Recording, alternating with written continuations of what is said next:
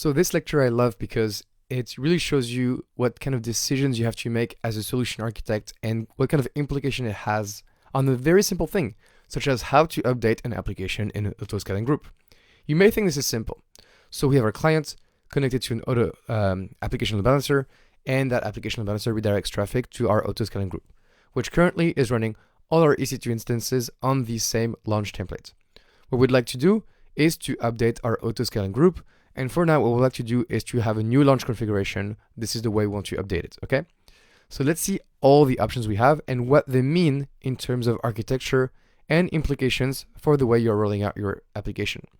As a game, if you want to stop the video right now, just pause it and then draw something on a sheet of paper. I ask you to find how many ways you can update this auto-scaling group, what kind of strategies you have, and what kind of architectures are coming through with it. If you don't, that's okay. Let's get started.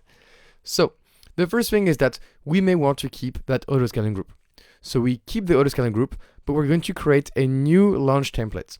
And what this will do is that it will go ahead and create new EC2 instances that are launched using this new launch template. And we may need to double the capacity of our auto-scaling group for these instances to be created.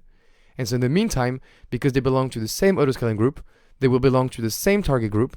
And so the application load balancer will redirect requests to all the EC2 instances at the same time.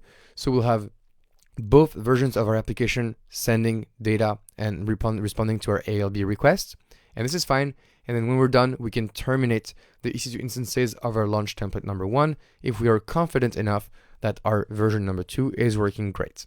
So this is one way of doing things, and I think it works great, okay?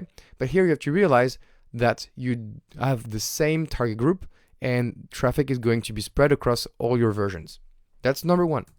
Number 2 is, okay, we have the same architecture, we have a first auto-scaling group, but now we decide to create a new auto-scaling group. And alongside creating this new auto-scaling group, we are creating a second target group.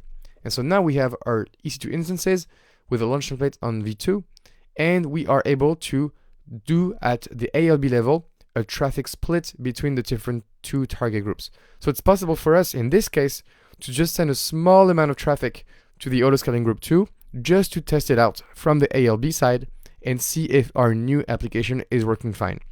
And if it is, then we can slowly shift traffic between the two target groups and then eventually retire the first target group. The beautiful thing here is that the clients still access the only one ALB, and so there's no caching issue on the client side.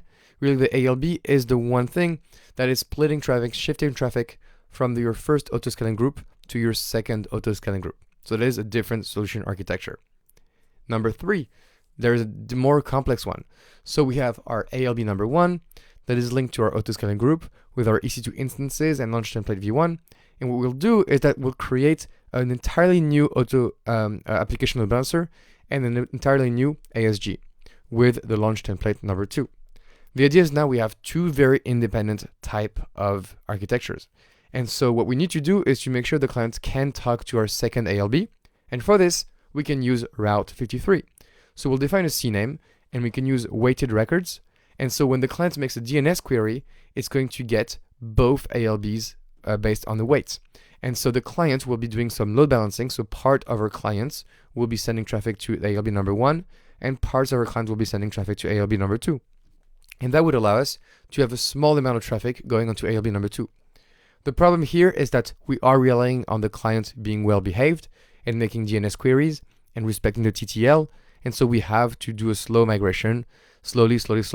So there's some risk here that bad behaving clients will still be talking to our ALB number 1, even though we have told them to switch to ALB number 2 with Route 53. The advantage though of this architecture is that we are able to independently test the ALB number 2 before we put it in service at the Route 53 level. So it's possible for us to set up test clients, to do some manual testing, to do some load testing on our architecture, making sure everything is great before we have our client do some load balancing and switch from ALB 1, slowly transition to ALB 2. So what I want to show you as part of this lecture is that there's not only one way of doing things in AWS. And the kind of architectures you are going to choose depends on how you feel about complexity, what are the requirements of your solution architecture, how you want to update your applications, and how many components do you want to involve in it. So through this one example, I want to show you that in the exam, it is very likely that you will have multiple answers that are going to be good. Multiple answers will be correct at the exam, but one of those will be the most appropriate based on what you're trying to achieve. And this is what you have to identify, and this is what makes this solution architect professional exam very tricky.